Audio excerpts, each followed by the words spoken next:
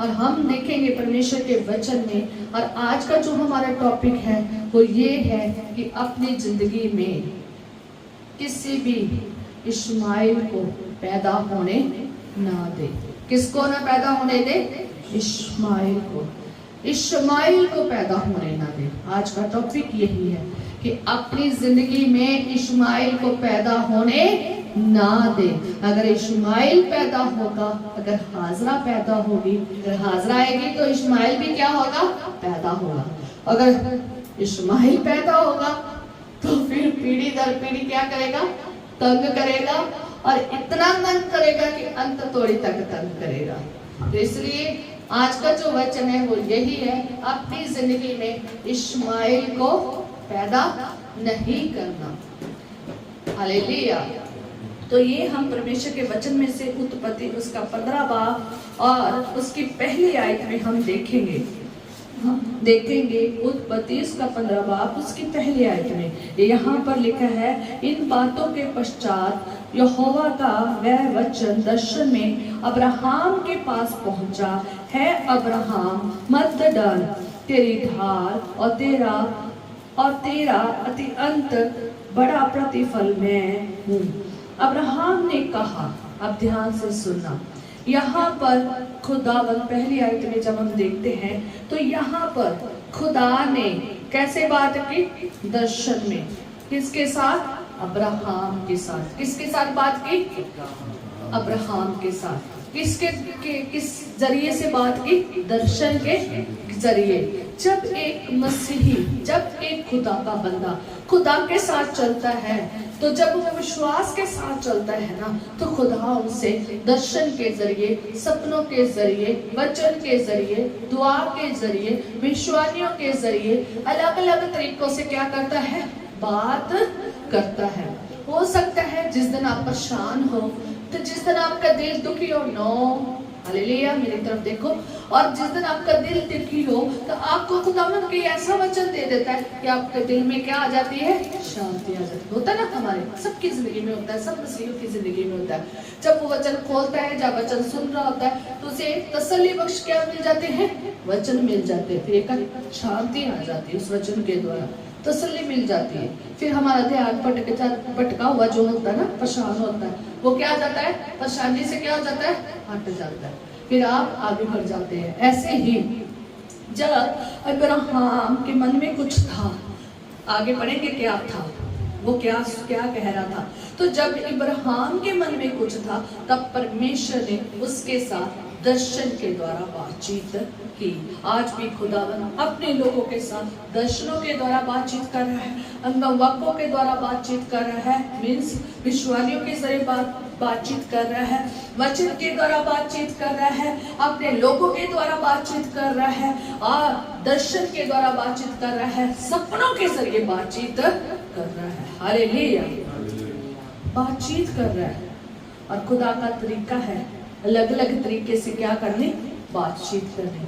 यहाँ पर अब्राहम जो है, जो खुदा की आवाज को सुनकर, खुदा के वचन को सुनकर उसके पीछे हो लिया था, तो खुदा ने उसके साथ यहाँ पर दर्शन से बात की है। और दर्शन में खुदा उससे कहता है कि तेरा है अब्राहम मत डर।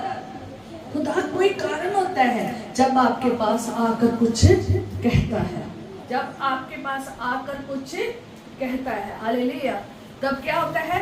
कारण होता है। तो खुदा ने अब्राहम से कहा, मत डर, तेरी ढाल और तेरा अत्यंत बड़ा प्रतिफल मैं हूँ। तेरा बड़ा प्रतिफल क्या है? मैं हूँ। कहता तो मत डर, तेरी ढाल और तेरा अत्यंत प्रतिफल क्या हूँ? मैं हूँ। अब्राहम है तो कहीं ना कहीं वो क्या हो रहा था? डर रहा था। कहीं ना कहीं उसका मन क्या हो रहा था? डामाडोल हो रहा था। और खुदा ने कहा, मैं तेरी ढाल, मैं तेरा अत्यंत क्या हूँ? क्या हूँ? मैं तेरा अत्यंत क्या हूँ? बड़ा प्रतिफल हूँ। पर लेकिन ये क्यों परेशान था?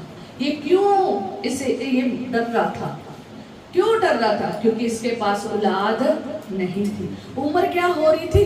बढ़ती जा रही थी। अब्राहम की उम्र बढ़ती जा रही थी, और उसे अपना उत्तराधिकारी मिल नहीं रहा था जो उसके आगे उसको और उसके घराने को क्या कर सके, संभाल सके। इतनी जायदाद, इतनी चीजें थी उसके पास, इतना अच्छा खासा खुदा ने उसे आशीष दी थी, उसको संभालने के लिए कोई भी नहीं था। तो इसलिए जब खुदा ने उसके मन की बात को देख लिया था, तो इसलिए खुदा ने उसे क्या कहा, मत डर। जब आप कहीं पर परेशान हो जाते हैं, जब आप कहीं पे वीक हो जाते हैं, जब आप विश्वास में डावाडोल हो जाते हैं, थोड़ा थोड़ा आप कहीं दूसरे रास्ते की ओर चलना शुरू कर देते हैं, तब खुदावन बात करता है, किसी ना किसी तरीके से बात करता है और कहता है मत डर, मत डर, मैं तेरी ढाल हूँ, मैं तेरा अत्यंत प्रतिफल हूँ, बड़ा प्रतिफल हूँ।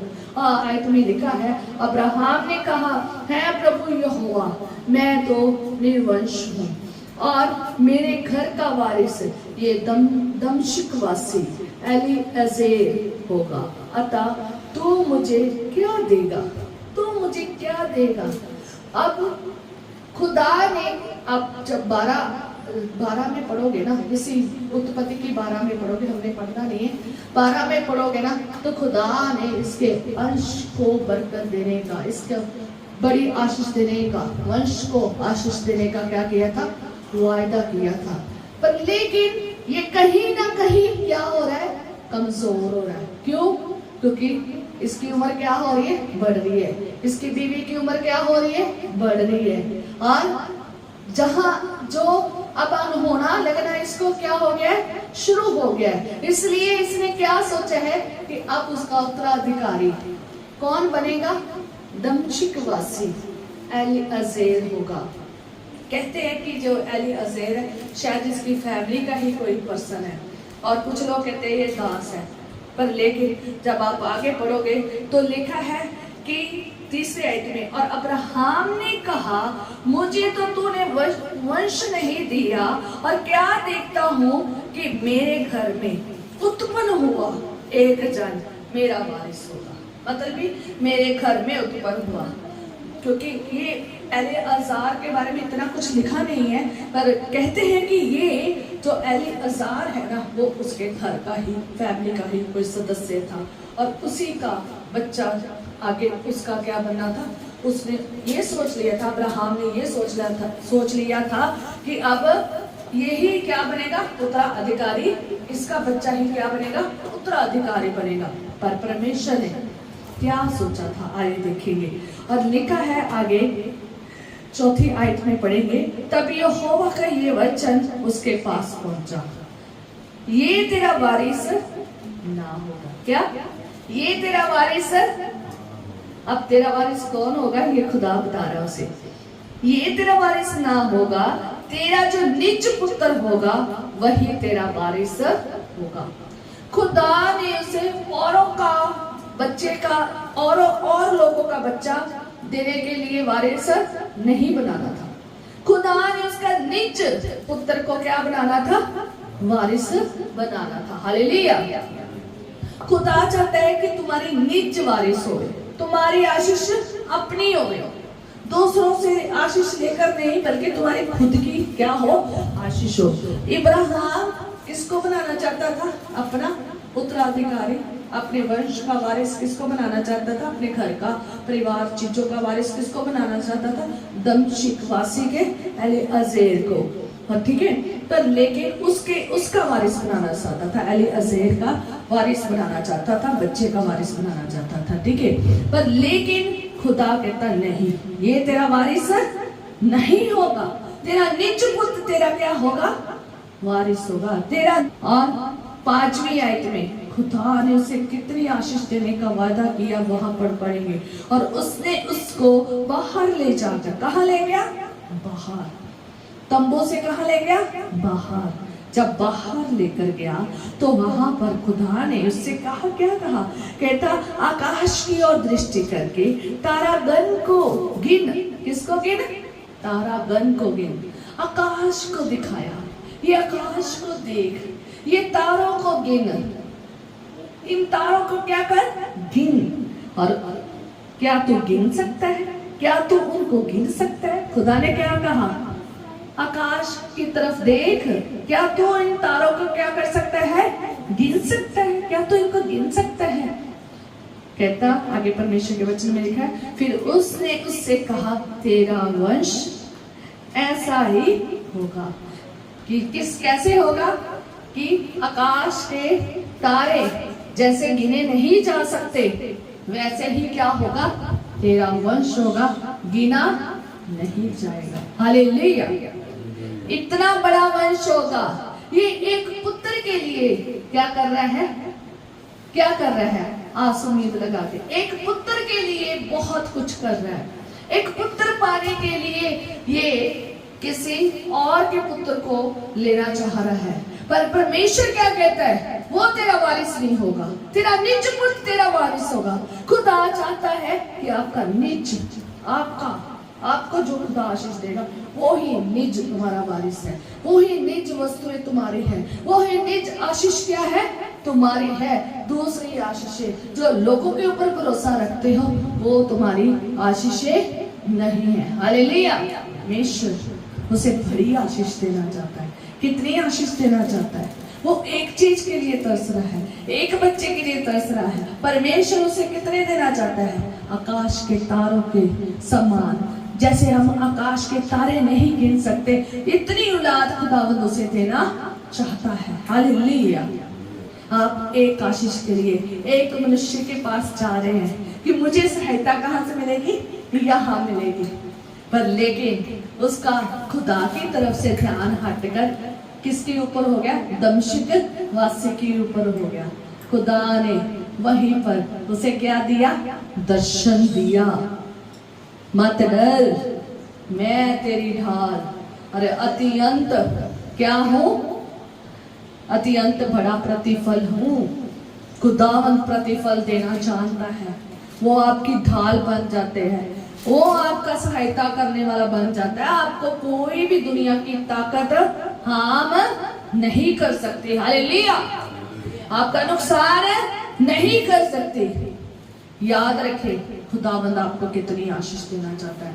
अब्राहम को खुदावंद इतनी आशीष देना चाहता था, पर अब्राहम आशीष कहीं और से ढूंढ रहा है। इसलिए खुदा ने उसे क्या दिया? दर्शन दिया। इसलिए जब हम भी कभी कभी डगमगाना शुरू कर देते हैं ना, तो खुदा बातें करता हमसे। जब कई लोग खुदा से दूर होना चाहते शुरू हो जाते हैं ना, खुदावंद बातें करता है। आपके लिए खुदा ने ठहराया है, आप उनकी सुने। खुदा ने आपको वचन दिया है, आप खुद पढ़े। ये खुदा ने आपके लिए दिया है। ये वचन खुदा ने अपने लिए नहीं रखा, ये हमारे लिए रखा है। पढ़े इसे। हालेलुया! तो आपको वहां पर सीखने के लिए बहुत कुछ मिलेगा। खुदा आपको इतनी बरकत देना चाहता है कि तारों की गिनती जैसे नहीं कर सकते, इतनी बरकतें खुदावंद आपको देना चाहता है। अब आपने इतनी बरकतें लेनी है या एक बरकत के लिए कहीं और पर जाना है? बताएं। एक पर्सन आपकी एक बार हेल्प कर देगा, बार बार तो नहीं ना करेगा, पर लेकिन खुदावंद आपको इतनी बरकत देगा। आपको एक पुत्र चाहिए, आपको एक आशीष चाहिए, और खुदावंद आपको तारों की तरह, तारों को जिनको कोई गिन नहीं सकता, इतनी खुदावंद आपको क्या देगा? आशीष देगा। पर लेकिन आज इंसान फिर अपना रास्ता क्या हो जाता है? भटक जाता है। फिर उनका दिल कहीं और लग जाता है, फिर वो अपनी आशीष खोजने कहीं और चले जाते हैं। जब आप 16 चैप्टर में पढ़ोगे, उत्पत्ति 16 उसके पहले बाब से लेकर सारा बाब पढ़ोगे ना, तो उसमें आप देख सकते हैं खुदा ने अब्राहम से वायदा किया था कि मैं तुझे इतनी आशीष दूंगा, जैसे तू आकाश के तारों को नहीं ना गिन सकता, इतना तेरा क्या होगा? वंश होगा। पर लेकिन इंसान वेट करता रहता है। खुदा चाहता है वो धीरज में सब्र से बैठा रहे। सब्र का फल मीठा होता है।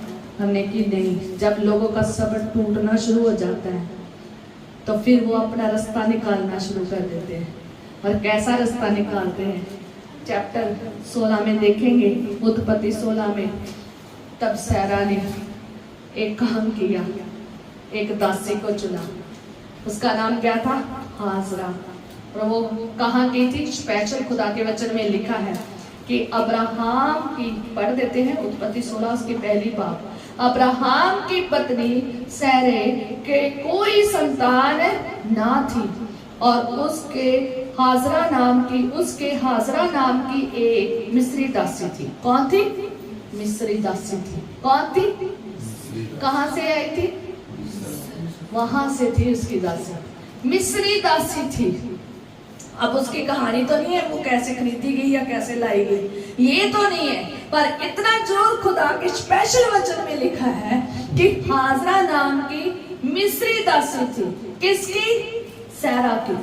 ठीक है, सारे की, सारा, अब उसका नाम चेंज हो गया। तो सारा की क्या थी? मिस्री दासी थी। उसने उसको अब्राहम की पत्नी होने के लिए दे दिया। जब आप 5 आयत में पढ़ोगे तो वहां पर हम आगे जाके पढ़ेंगे। तो उसने जब हाजरा को चुना, किसके लिए? कि हमारे लिए एक पुत्र को क्या दे? जन्म दे। आगे दूसरी आयत में लिखा है कि सारा ने अब्राहम से कहा, देख यहोवा ने तो मेरी कोख बंद कर रखी है, इसलिए मैं तुझसे विनती करती हूँ। क्या करती हूँ? विनती। सारा ने किससे विनती की? अब्राहम से, कि मेरी तो कोख क्या है? बंद है, मैं तो बच्चे को जन्म नहीं दे सकती, पर मैं तो तेरे आगे विनती करती हूँ क्या? कि तू मेरी दासी के पास जा, संभव है कि मेरे घर उसके द्वारा बस जाए, कि मेरा घर उसके द्वारा बस जाए। इसे लगता था कि पुत्र नहीं है तो मेरा घर बसेगा ही नहीं है, वारिस नहीं है तो घर क्या हो जाएगा? खत्म हो जाएगा। पर लेकिन खुदा ने पहले से ही अब्राहम को क्या बोला था कि तूने दमिश्कवासी के बच्चे को अपना पुत्र नहीं कहना। जब खुदावन हमसे बात करता है तो फर्स्ट नंबर याद रखे कि जब एक विश्वासी होता है ना, वो पहले खुदा से बात करे। क्या करे? कोई भी काम करना है ना, उसने कोई भी काम करना है, उसने किससे बात करनी है? खुदा से बात करनी है। और खुदा को अपना प्लान जरूर बताए, जरूर बताना है। आपने जो सोचा है अपने लिए, अपने घर के लिए, अपने परिवार के लिए, सेवकाई के लिए, किसी भी चीज के लिए सोचा है, अपनी मर्जी से कदम नहीं उठाना। याद रखिए, पहला जो मसीह का काम है, एक मसीही बंदे का, एक मसीह बंदी का काम है ना, जो एक मसीह लोगों का काम है ना, तो जब भी कोई काम करना है ना, तो पहला प्लान जो उसने अपने लिए बनाया है ना, कि मैं ये करना चाहता हूँ, चाहे वो खुदा के लिए, चाहे अपने घर के लिए, चाहे अपने बच्चों के लिए, चाहे अपने बिजनेस के लिए, चाहे किसी भी चीज के लिए उसने कोई प्लान बनाया है ना, चाहे जिस्मानी प्लान बनाए हैं, चाहे रूहानी प्लान बनाए हैं, उसने सबसे पहले किसके साथ बात करनी है? खुदा के साथ। खुदा का दर्शन उसके पास आया, दर्शन हुआ, खुदा ने उसे दर्शन दिया, खुदा से बात करे। खुदा उसको जान गया था ये क्या करने वाला है, ये क्या करने वाला है, और खुदा उसके प्लान को जानता था, और खुदा उसके पास दर्शन के जरिए बात की, और खुदा को उसने क्या किया? सारा प्लान बता दिया। अब्राहम ने अपना सारा प्लान किसको बता दिया? खुदा को बता दिया कि मैं निर्वंश हूँ, मेरे पास कोई औलाद नहीं है, अब मैं इसको खड़ा करूंगा, ये मुझे औलाद देगा, है ना। उसने अपना सारा प्लान खुदा को बता दिया। आप अपना प्लान जरूर बताएं खुदा को, आप अपनी इच्छा जरूर बताएं खुदा को, आपको क्या चाहिए आप जरूर बताएं। आपकी अपनी अकल के हिसाब से आप जरूर बात करें, पर लेकिन आगे खुदावन बहुत बुद्धिमान है, अति बुद्धिमान है, वो आपको आपके प्लान बताएगा कि कैसा है। आपको हक है अपनी इच्छा बताने का, आपको हक है खुदा से बात करने का, ठीक है। तो पर लेकिन आगे खुदा के प्लान की क्या करे? वेट करें, उसे सुने। और जब इब्राहिम ने अपना प्लान खुदा को बता दिया, तो खुदा ने अपना प्लान किसको बता दिया? अब्राहम को बता दिया। नहीं अब्राहम, खुदा ने अपना प्लान क्या बताया कि नहीं अब्राहम, ये तेरा वारिस नहीं होगा, तेरा निज वारिस होगा, इतनी औलाद होगी, इतनी संतान होगी, तू इन तारों को गिन सकता है? इन तारागण से भी ज्यादा, इन तारागण की तरह क्या होगी? तेरा वंश भी ऐसा ही होगा। खुदा ने अपना प्लान किसको बताया? अब्राहम को बताया कि तेरी जिंदगी में मैं इतनी बरकत दूंगा कि गिनी नहीं जा सकती, इतना बड़ी आशीष दूंगा। उसको एक पुत्र चाहिए था, उसको एक ही पुत्र की आशीष चाहिए थी, पर लेकिन खुदा ने कितनी आशीष देने का वादा किया, कितनी, आकाश के तारों को जो गिन नहीं सकते आप, उतनी आशीष देने का क्या किया? वादा किया। मैं एक छोटी सी कहानी सुनाना चाहती हूँ छोटे बच्चे की। कल ही मैं उसको रिमाइंड कर रही थी जब मैं काम कर रही थी अपने घर का। एक बच्चा छोटा सा था, अपनी मम्मी के साथ बाजार में गया। जब वो बाजार गया तो वहां पर उसने सामान खरीदा, और खरीदने के बाद क्या हुआ, उसने जैसे खरीदा तो उसके जो अंकल थे, सौदा बेच रहे थे, जिससे सामान खरीद रहे थे, तो उस दुकानदार ने कहा बच्चे को, बच्चे ये टॉफियां का पूरा बॉक्स हाथ उसके आगे कर दिया, जो डब्बा था ना टॉफियों का वो उसके आगे किया, बच्चे ले ले ले ले, डाल ले, जितनी लेनी ले ले टॉफियां। उसने कहा वो ना ऐसे ऐसे से करी जाए, लेना चाहता था पर वो निकाल नहीं रहा था, वो ऐसे ऐसे शर्माई जाए, वो बार बार दुकानदार डब्बा आगे करी जाए, ले ले ले ले बेटा, शर्मा क्यों रहा है, ले ले। उसने नहीं लिया, उसकी माँ ने कहा, नहीं लिया उसने। फिर तो उसने कहा चलो मैं ही से दे देता हूँ। दुकानदार ने अपना हाथ डाला, उसे क्या कर दिया, दे दिया। तो जब उसने ऐसे करके ले भी लिया बच्चे ने, और दुकानदार पे उसकी माँ भी बैठ खड़ी हुई थी, दुकानदार भी खड़ा हुआ था। उसने कहा बच्चे जब हम आपको बार बार कह रहे हैं कि तो यहाँ डिब्बे में से निकाल ले, जितनी टॉफियां निकाल ले, जितना मन करता है निकाल ले, कोई बात नहीं, जब मैं तुम्हें मर्जी से दे रहा हूँ तो क्यों नहीं निकाली उसमें से, है ना? और तेरी मम्मी भी तुझे कह रही है निकाल ले, तो मम्मी की भी बात नहीं मानी, क्या कारण है? कहता अगर मेरा हाथ बहुत, कहता अगर मैं निकालता ना तो बहुत कम टॉफियां आनी थी। क्या कहता कि अगर मैं डब्बे में से हाथ डाल के टॉफियों को निकालता तो मेरा हाथ बहुत छोटा है, तो बहुत कम टॉफियां निकलनी थी। अंकल का हाथ बहुत बड़ा है, अगर वो डब्बे में से निकालता तो टॉफियां ज्यादा आनी थी। सोचो कितना बच्चा बुद्धिमान था। हालेलुया। ऐसे ही हम बुद्धिमान होने चाहिए। हम खुदा के क्या है, बच्चे हैं। अगर हम अपने हाथों से छीनना लेना चाहेंगे ना तो शायद हमें एक ही आशीष लेना चाहिए, हो सकता है इतनी की चीज आए। जब खुदा हाथ भर कर देगा ना, हाँ अपने हाथ से देगा, तो खुदा का हाथ कितना बड़ा है।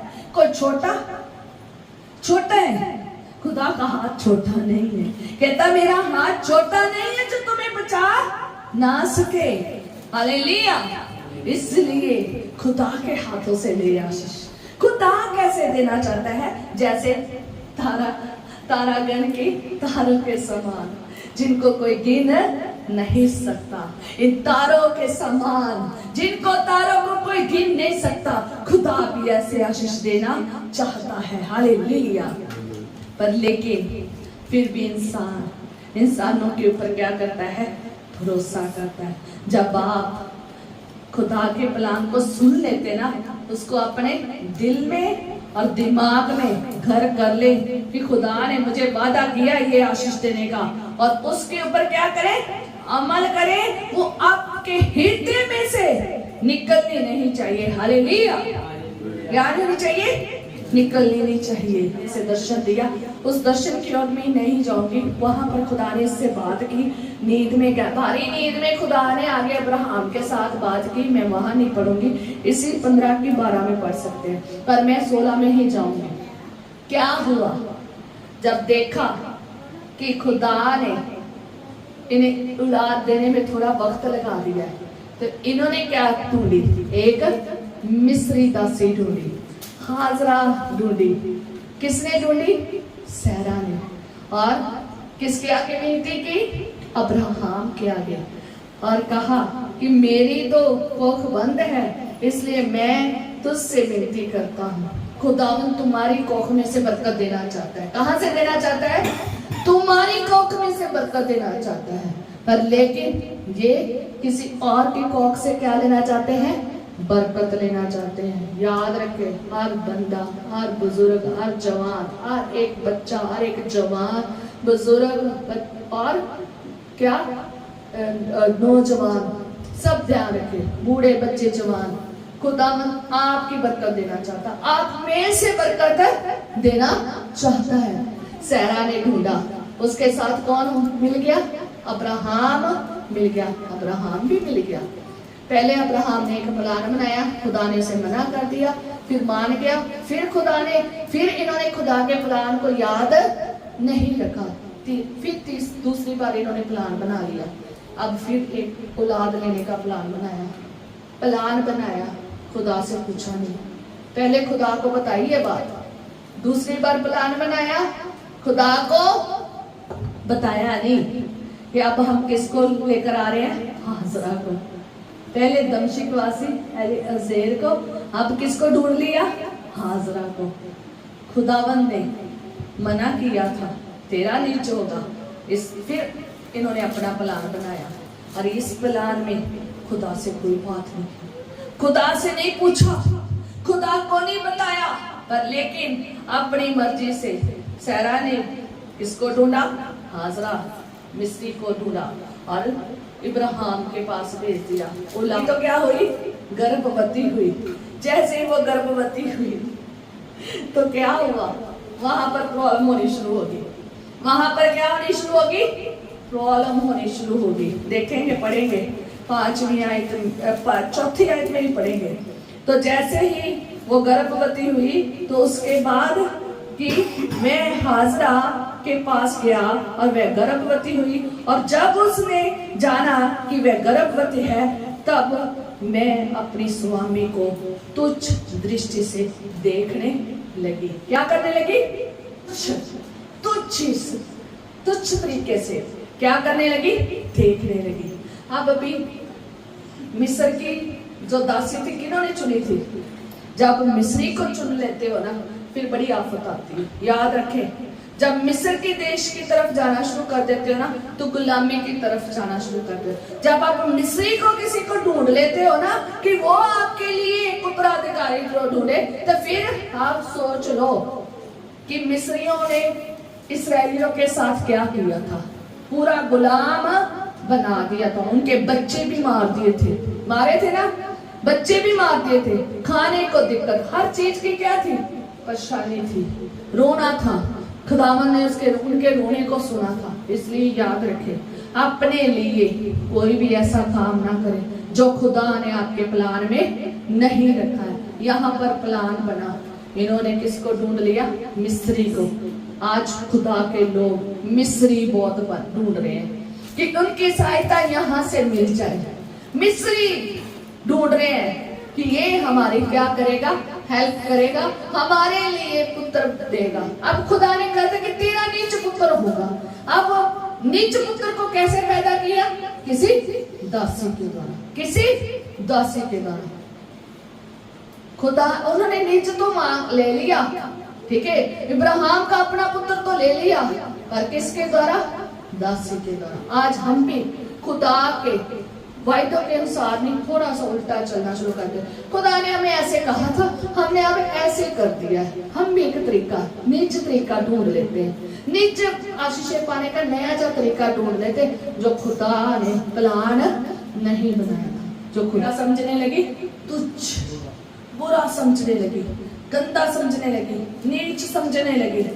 क्यों?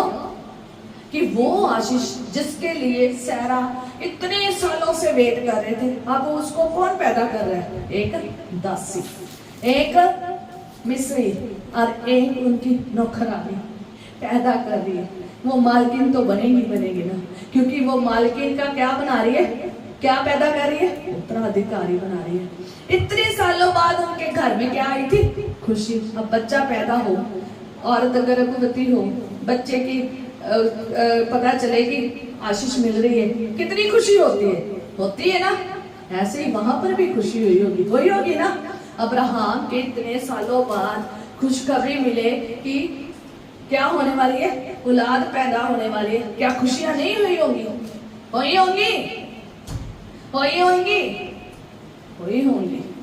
खुशियां हुई होंगी, औलाद आ रही है, इतने सालों बाद अब्राहम डैडी बन रहा है, इतने सालों बाद सैरा मम्मी बन रही है। इन्हें यही नहीं पता जो असली मम्मी है वो मम्मी नहीं बनने देगी, वो मम्मी नहीं बनने देगी, वो तेरे को तुच्छ समझेगी। आज हम भी ऐसे ही करते हैं, आशीष तो लेते हैं किसी और से और वो जीने नहीं देता।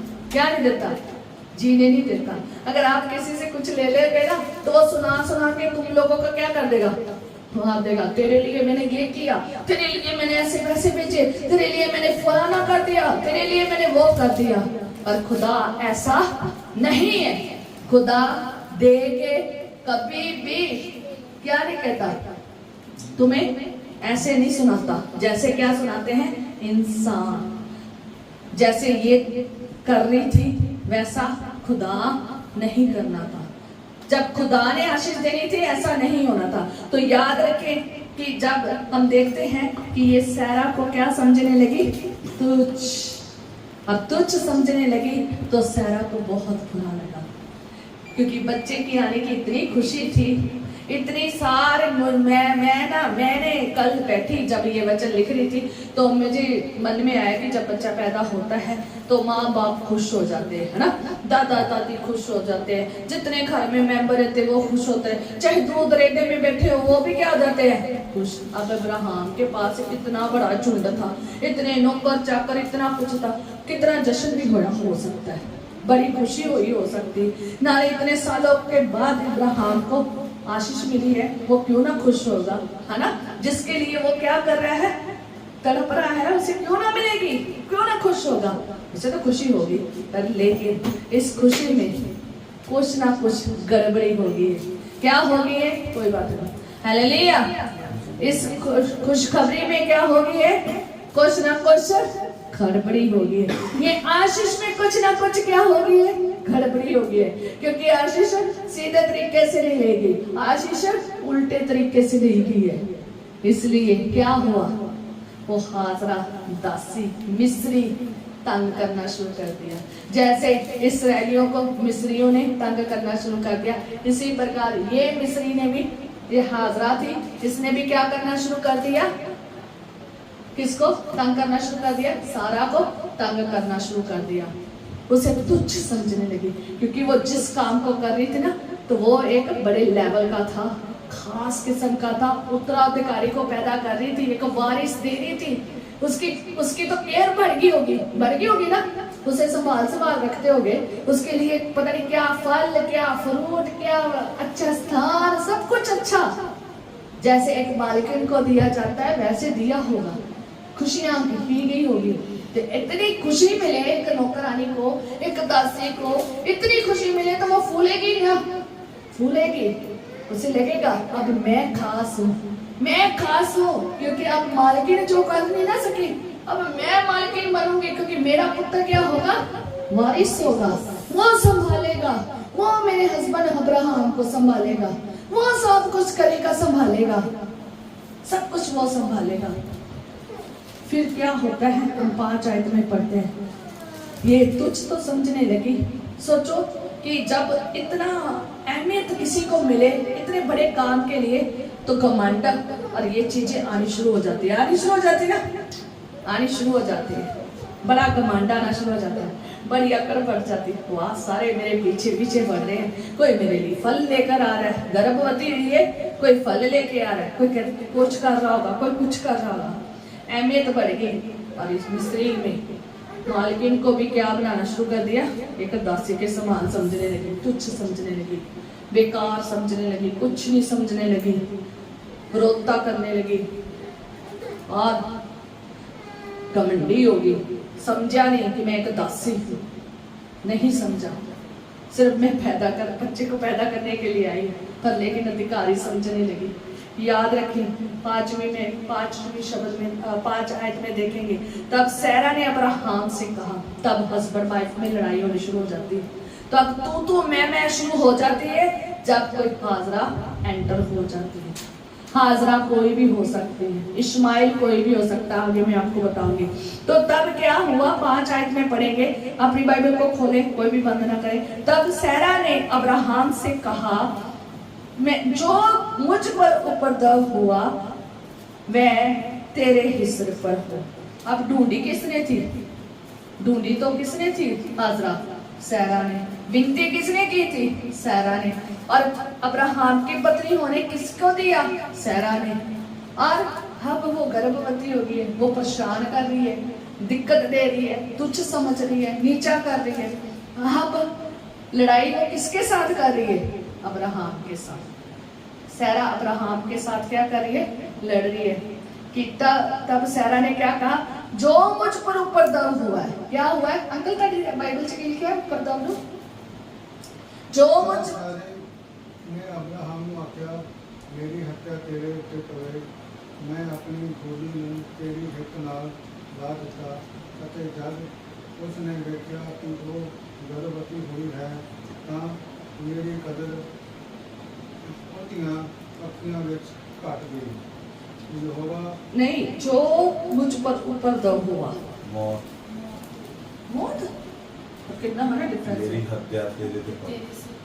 तो फिर जब हम ये इंग्लिश पंजाबी में क्या लिखा है? मौत, है ना?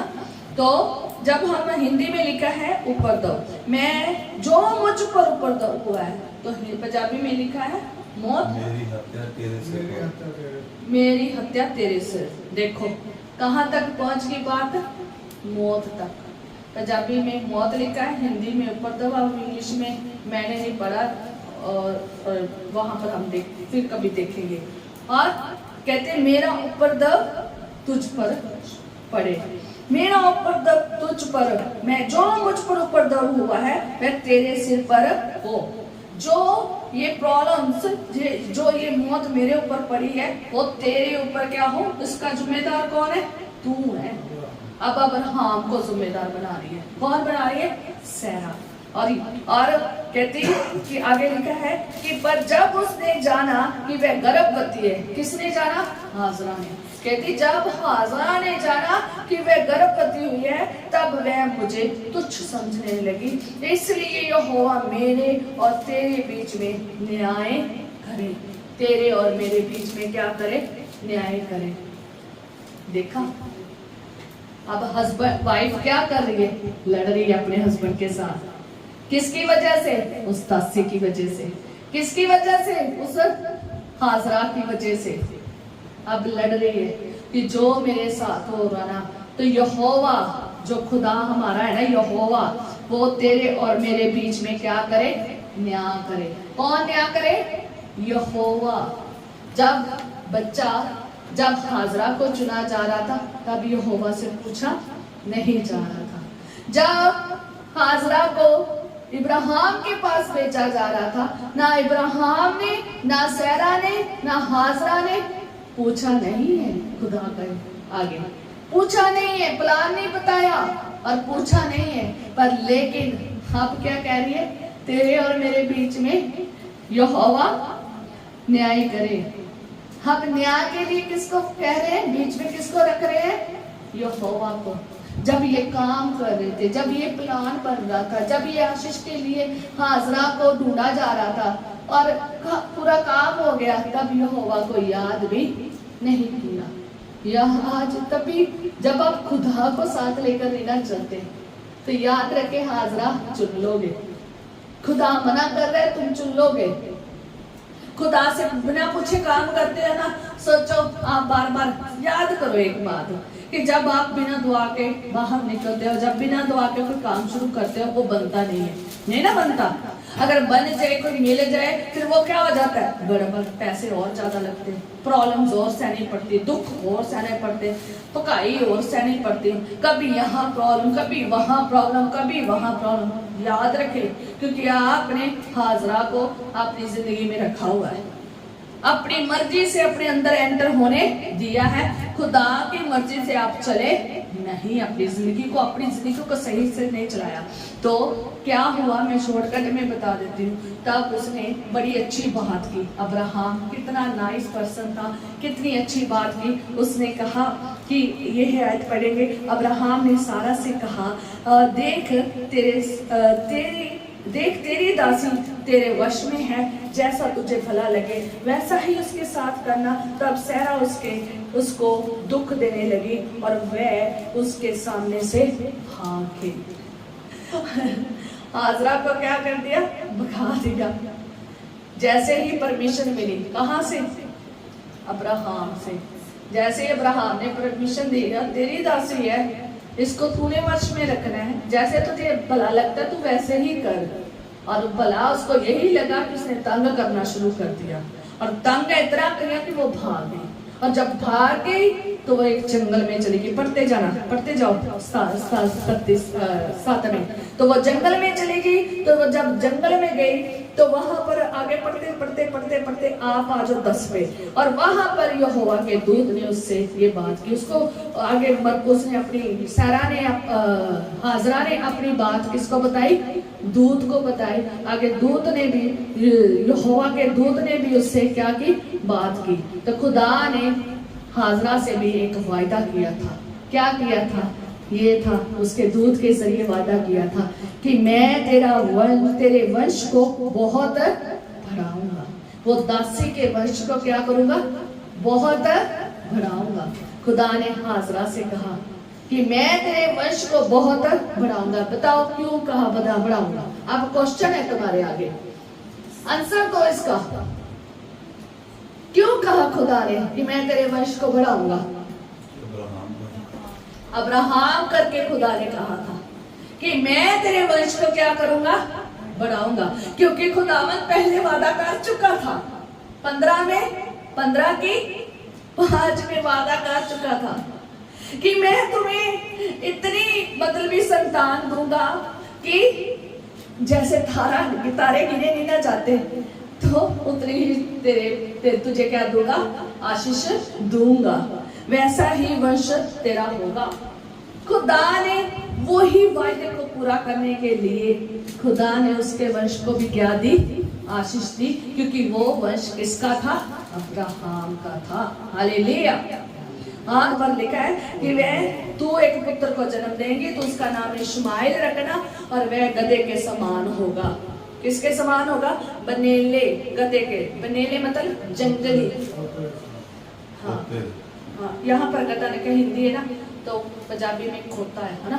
तो गधा कैसा?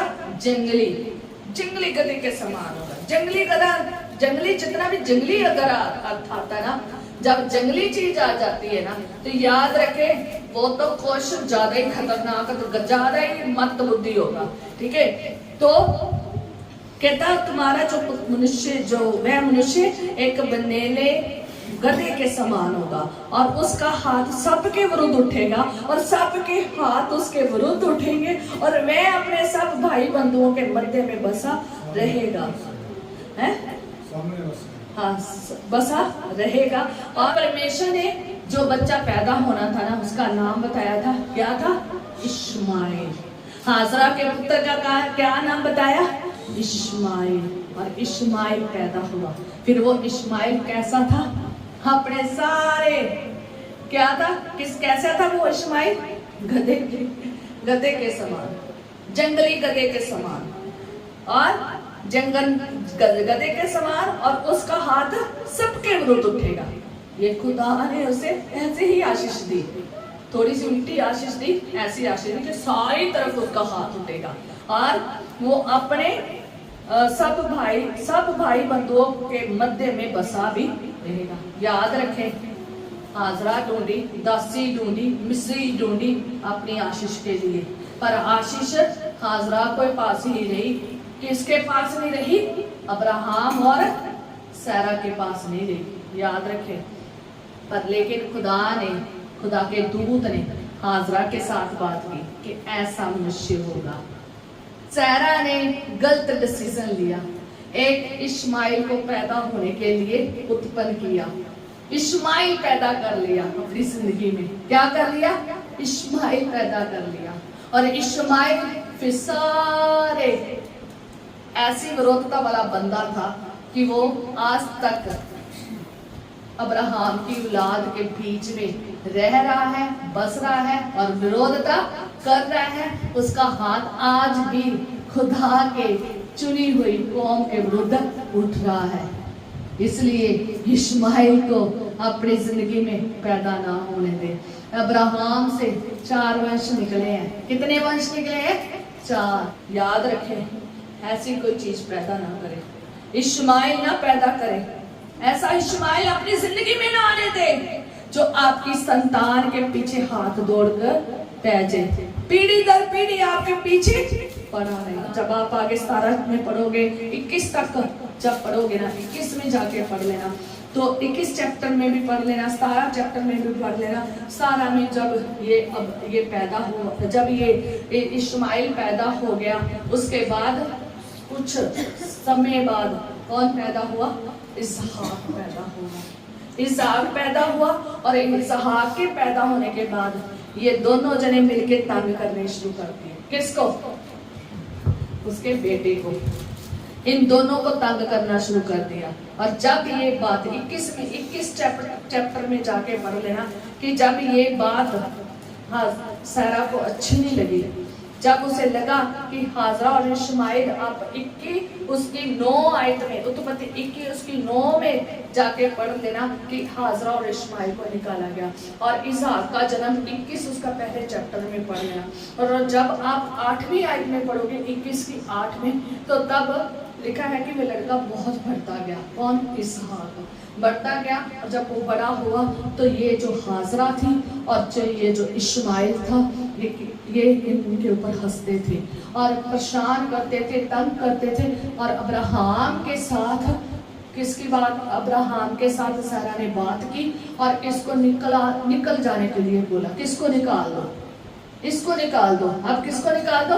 हाजरा को क्या कर दो? निकाल दो। ये बच्चे को भी निकाल दो। तो जब आप 11 में पढ़ोगे ना, 21 की 11 में पढ़ोगे उत्पत्ति, तो ये बात अब्राहम को अपने पुत्र के कारण बहुत बुरी लगी। जब ये गर्भवती हुई थी ना हाजरा, तब उसको नहीं बुरी लगी थी, तब उसको नहीं बुरी लगी थी। जब वो बच्चा इतना बड़ा हो गया और 11 में जब सारा ने अब्राहम को उस बेटे के बारे में बोला, तब अब्राहम को ये बात बिल्कुल अच्छी नहीं लगी। तब खुदा ने उससे कहा, 21 की 12 में पढ़ोगे, तब परमेश्वर ने अब्राहम से कहा, उस लड़के और अपनी दासी के कारण तुझे बुरा ना लगे। पढ़ सकते हैं, तुझे बुरा ना लगे, जो बात सारा तुझसे कहे उसे मान। कौन कहे? सारा जो बात तुझसे कहे उसे क्या कर? मान। और आगे लिखा है और उसे मान, क्योंकि जो तेरा वंश कहलाएगा वह इसहाक ही से चलेगा। कहां से चलेगा? इसहाक ही से। दासी के पुत्र से भी एक जाति उत्पन्न करूंगा, इसलिए वह तेरा वंश है। कौन तेरा वंश है? जाति के पुत्र से भी तेरा वंश है, वहां से भी तेरा वंश है और इसहाक से भी तेरा क्या है? वंश है। पर जो तेरा वारिस होगा वो कौन होगा? इसहाक से ही, इसहाक ही होगा, क्योंकि उसकी पत्नी कौन थी? सारा थी, जो उसकी पत्नी थी, जो उसके साथ ब्याही गई थी, उसी से खुदा ने जो उत्पन्न किया इसहाक, वही उसका क्या बना? निज वारिस हुआ। कभी कभी हम गलतियां कर लेते हैं, खुदा उसे क्या कर देता है? छोड़ देता है। फिर भी खुदा क्या करता है? बरकत दे देता है, क्योंकि दासी भी खुदा की वचन को सुनने वाली थी। वो वहां रह गई थी, सुनने वाली थी, पर कुछ ना कुछ गड़बड़ियां करती थी। नेचर नहीं चेंज हुआ था। वो सारा को तंग कर रही थी, उसके बच्चे को तंग कर रही थी। ये इश्माइल अब उस बच्चे के पीछे पड़ा हुआ था, तंग कर रहा था, परेशान कर रहा था। और जब वो निकाल दिए गए तो क्या हुआ? सुकून उनको मिला। याद रखें, ये हर एक की किस्मत में नहीं होता। हाजरा निकल जाए और इश्माइल निकल जाए। इश्माइल घर से बाहर गए हैं, इश्माइल घर से बाहर गया है, हाजरा घर से बाहर गई है, पर जिंदगी में अभी भी है। उनको भी खुदा ने क्या दी है? बरकत दी है। एक बड़ी जाति बनाऊंगा, और वो बड़ी जाति जो दासी के द्वारा उत्पन्न होगी, वो इस जो इसहाक की औलाद है ना, इसहाक है, इसहाक के आगे जो चल रहा है ना, उसकी विरोधता क्या करेगी? उसकी तरफ अपना हाथ उठाएगी। याद रखें, आप आशीष इंसानों से ले लेंगे पर सारी उम्र आफत में रहोगे, सारी उम्र परेशानी में रहोगे और अगर पीढ़ी दर पीढ़ी भी क्या होगी, परेशान होगी। आज भी देख सकते हो वो दासी की संतान आज भी खुदा के जो वंश है ना उसको क्या कर रही है, तंग कर रही है। आज भी क्या कर रही है, तंग कर रही है तंग। आज भी क्या कर रही है, जो इब्राहिम इसहाक याकूब के वंश को क्या कर रही है, तंग कर रही है। आज भी तंग कर रही है, आज भी मार रही है, आज भी तुच्छ कर रही है, आज भी उनके साथ विरोधता कर रही है और उनमें बसा भी हुआ है। याद रखें, अपने अंदर बसने नहीं देना। हाजरा को नहीं चुनना, इस्माइल को नहीं पैदा होने देना। इस्माइल पैदा हो गया, अगर आप खुदा में चलते हैं, अगर उसको निकाल भी दिया फिर भी वो आपका पीछा नहीं छोड़ेगा। तो हमने अपनी जिंदगी में इस्माइल पैदा नहीं होने देना। अगर इस्माइल पैदा होगा तो क्या होगा, मुसीबतें आएंगी, परेशानियां आएंगी, एक दूसरे में लड़ाइयां झगड़े शुरू हो जाएंगे, विरोधता शुरू हो जाएगी, तुच्छ समझना शुरू हो जाएगा, बुरी बुरी हालात होनी शुरू हो जाएगी, बर्दाश्त से बाहर हो जाएगी। इसलिए ना हाजरा ना इस्माइल आपकी जिंदगी में आना चाहिए। अगर आ गया है तो हाजरा और इब्राहिम की और सैरा की जिंदगी में से तो बाहर चला गया था, पर लेकिन खत्म नहीं हुआ। वो मुसीबत खत्म नहीं हुई, वो परेशानी खत्म नहीं हुई, वो दिक्कत खत्म नहीं हुई। इसलिए याद रखें, हर चीज खत्म नहीं होती। कभी कभी वो हाथ दौड़कर पीछे पड़ जाती है और पीढ़ी दर पीढ़ी क्या करती है, तंग करती है। एक और बात कहना चाहती हूँ, आप अपनी जिंदगी में हाजरा और इस्माइल को के साथ साथ तीसरी एक चीज और को ना आने देना, दलीला को ना आने देना। जब दलीला आ जाएगी ना, यहाँ अब्राहम और सैरा और उसका वंश को बचाया गया है। उन्होंने तो हाजरा इस्माइल को बाहर निकाल दिया है, पर लेकिन दलीला ले डूबेगी। दलीला क्या कर लेगी, ले डूबेगी। शमशून की जिंदगी में कौन आई, दलीला। ये गया उसके पास में आई, उसकी पुस्तक में पढ़ लेना। ये शमशून दलीला के पास गया, उसको चुना, उसको अपने पास रखा और वो इतनी ज्यादा चालाक थी, वो ही दलीला जो उसकी जीवन में थी, उसके साथ रहती थी, उसकी अपनी बन के रह रही थी, पर लेकिन वो उसकी अपनी नहीं थी। उसने क्या किया, जहां उसकी स्ट्रेंथ थी, जहां उसकी सामर्थ्य थी, उसका पता लगाया और उसके बालों को कटवाया और उसकी सारी सामर्थ्य को क्या कर दिया, खत्म कर दिया। और दलीला ने ये कर दिया। याद रखें, जब दलीला जिंदगी में आ जाती है ना, आपकी स्ट्रेंथ खत्म हो जाती है। आपको जो खुदा ने सामर्थ्य दी है वो क्या हो जाती है, खत्म हो जाती है। और शमशून किस कंडीशन में पहुंच गया, जैसे ही वो विरोधियों के हाथ में आया, फिलिस्तियों के हाथ में आया, उसको बांध के ले गए, क्योंकि वो शमशून के पास इतनी पावर थी, सब कुछ तहस नहस कर सकता था। वो ही शमशून जिसकी बालों में क्या थी, ताकत थी। वो जैसे काट दिए गए तो क्या होगी, वो लटाई जैसे काट दी गई क्या होगी, ताकत खत्म होगी।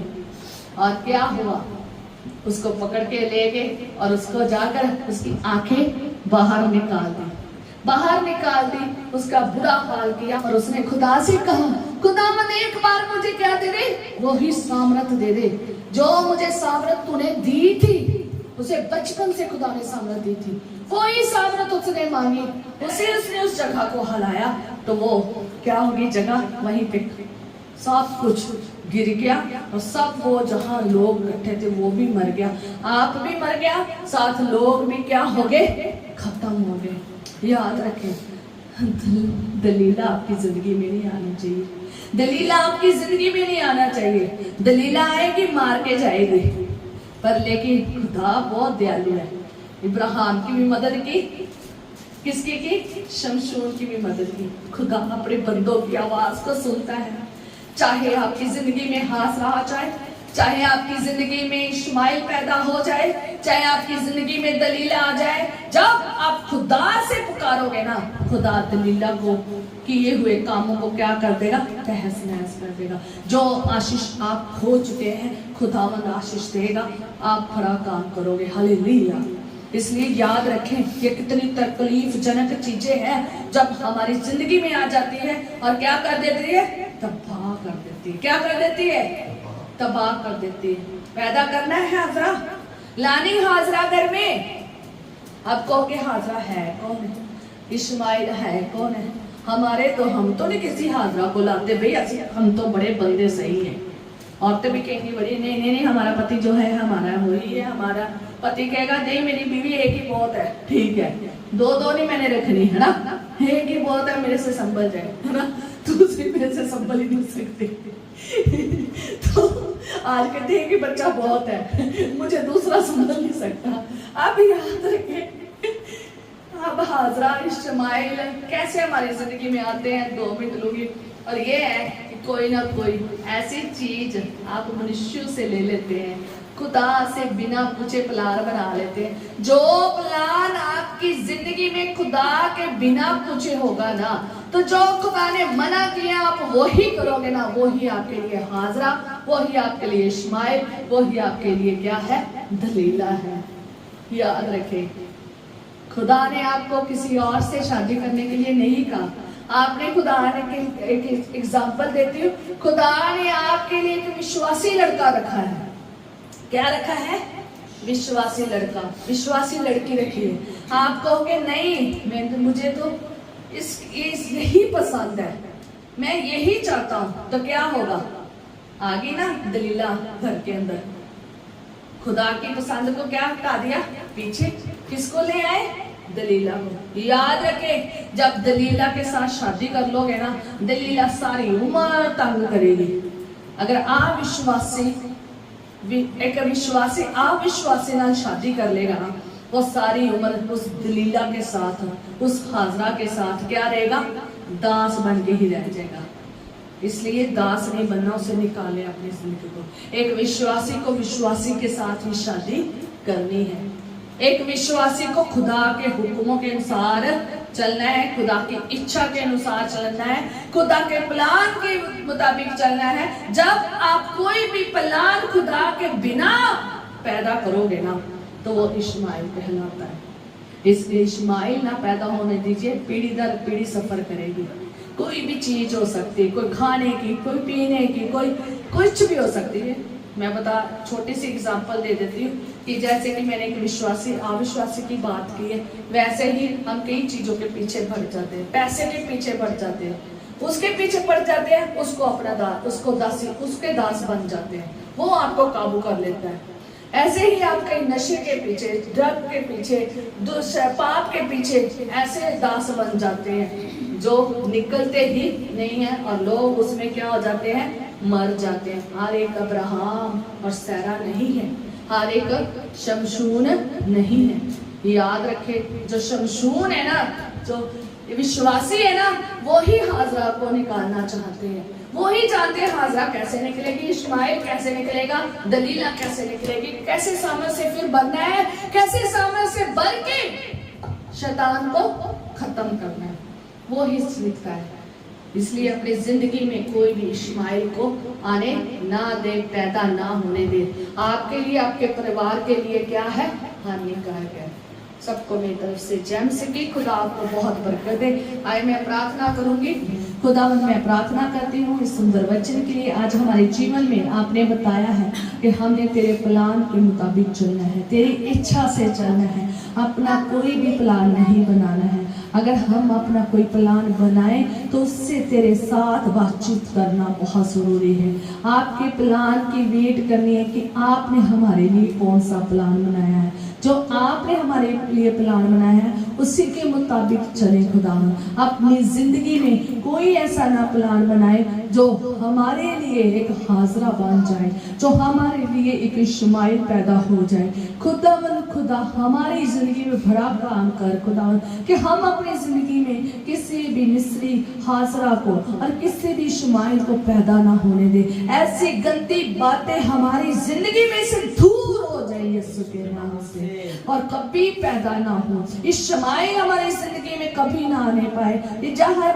यहाँ पर जितने लोग बैठे हैं, इनकी जिंदगी में कभी भी इश्माइल पैदा ना हो, हाजरा पैदा ना हो, दलीला ना आए इनके जीवन में कभी भी। खुदा ये सही जिंदगी में सही तरीके से जैसे आपने बनाया है, जैसे आपके वचन बताते हैं, वैसे ही जिंदगी बताए खुदा।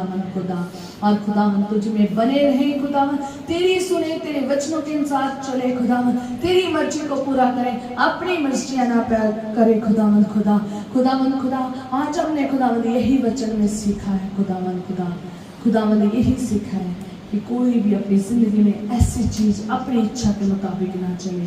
अगर हम अपनी इच्छा के मुताबिक चलेंगे तो हाजरा आ जाएगी और इश्माइल आ जाएगा, दलीला आ जाएगी, जो हमारे लिए बड़ी हानिकारक होगी। खुदावन मसीहों की मदद कर, अपने बंदों की मदद कर, और इनकी जिंदगी में ऐसे इश्माइल, ऐसी बातें, ऐसे काम, ऐसी इच्छाएं, ऐसे गंदी चीजें बाहर निकाल दे जो आज इश्माइल बन के पैदा होके इनकी जिंदगियों को तबाह कर रही है। यीशु के नाम से मांगती हूँ, इनकी जिंदगी में से इश्माइल, इनकी जिंदगी में से हाजरा, इनकी जिंदगी में से सारी दलीला निकल कर थापुर में चली जाए।